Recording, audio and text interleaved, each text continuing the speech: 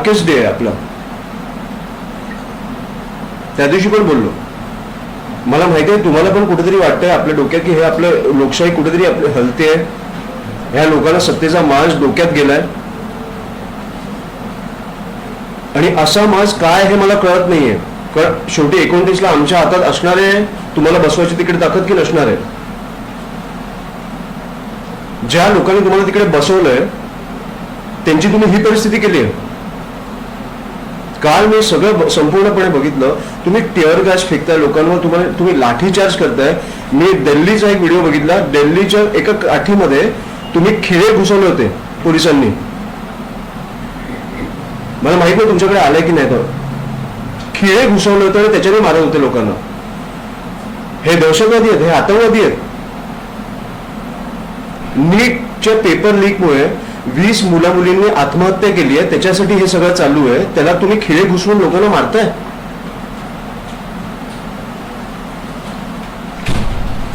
ही कुठची परिस्थिती आणून ठेवली आहे तुम्ही. मुलींवर पोलीस हात उचलतायत, काठे उचलतायत. तुम्ही भाजपचे पोलीस आहात की तुम्ही राज्याचे पोलीस आहात.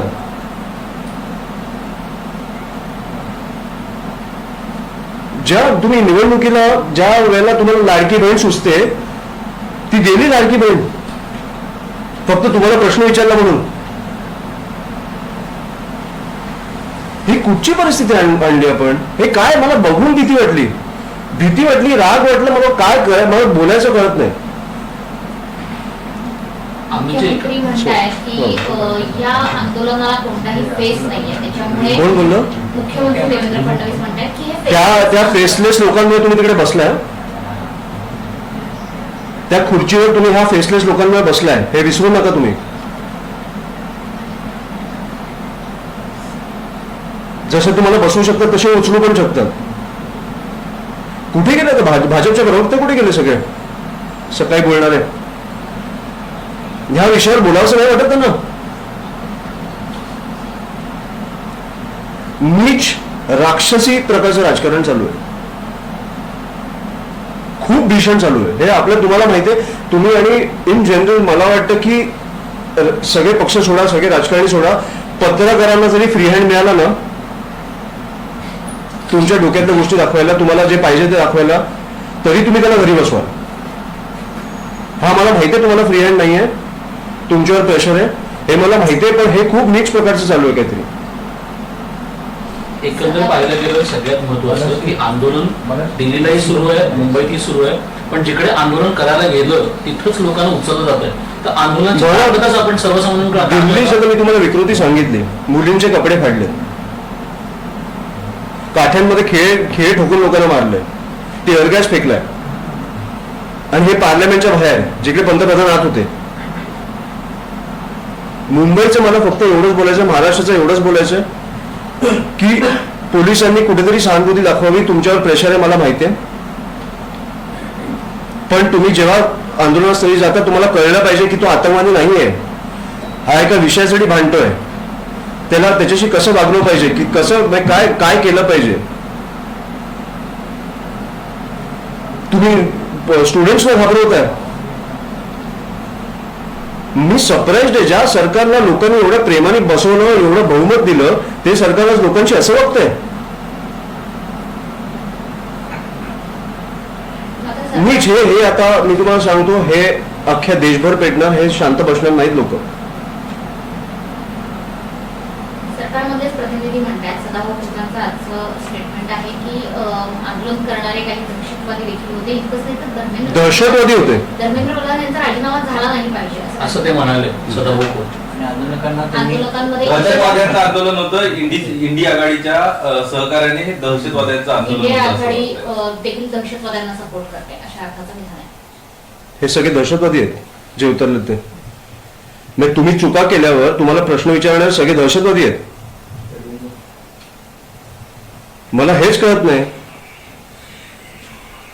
पुरावे नाही, आम्हाला पुरावे पाहिजेत. दहशतवादी तर आमच्या आजूबाजूला टेररिस्ट चालतात, आम्हाला पुरावे पाहिजेत. मला पुरावे पाहिजेत. आता ह्याच्या पुढे तुम्ही क्वेश्चन चेंज ना करू. मला पुरावे पाहिजेत. त्या माणसात जो माणूस बोललाय ना त्याच्याकडनं मला पुरावे पाहिजेत की हा माणूस दहशतवादी आहे. दहशतवादाचे पुरावे तर आपल्याकडे असणार ना, तुम्ही त्यांना एवढं लेबल करताय. मला पुरावे पाहिजेत. जो माणूस आपल्या बाजूला फिरतोय तो दहशतवादी असेल तर आपल्याला भीती वाटली पाहिजे. काय नीच प्रकारे तुम्ही काय लोकांना लेबल करताय दहशतवादी म्हणून, जे लोक तुम्हाला प्रश्न विचारतात. मुख्यमंत्री असं म्हणतात की काही जणांचा हेतू चांगला असू शकतो आंदोलन करण्यामागचा, मात्र या मागे अराजकता पसरवण्याचा प्रयत्न या आंदोलनामधून केला जातो. कशी काल ज्या कशी प्रकारे चैत्यभूमीला जे काय सायलेंट प्रोटेस्ट होता, मी बघितलं ते सगळं. शांततेत प्रोटेस्ट चालू होता. काय त्या मुलांनी काय केलं, पोलिसांवर हात उचलला किंवा काय केलं? मला वाटतं पोलिसांनी पण काळजी घेतली पाहिजे थोडी या मुलांची. 20 लोक गेली आहेत, त्याच्यासाठी हा प्रश्न उभा राहिलाय.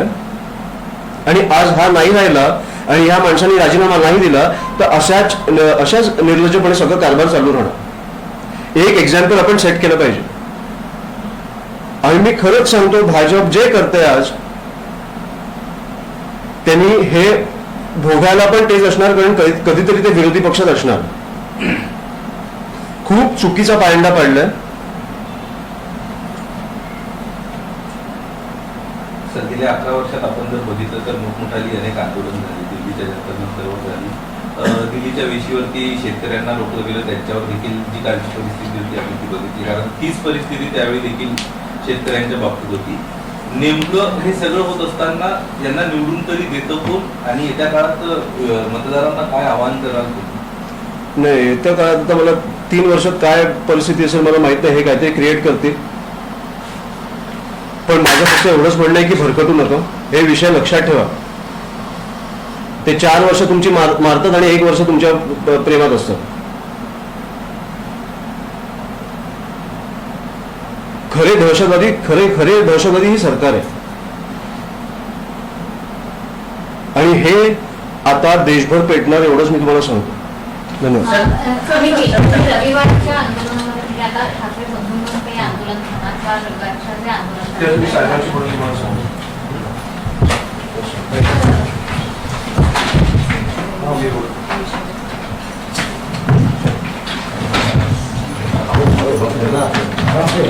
रमेश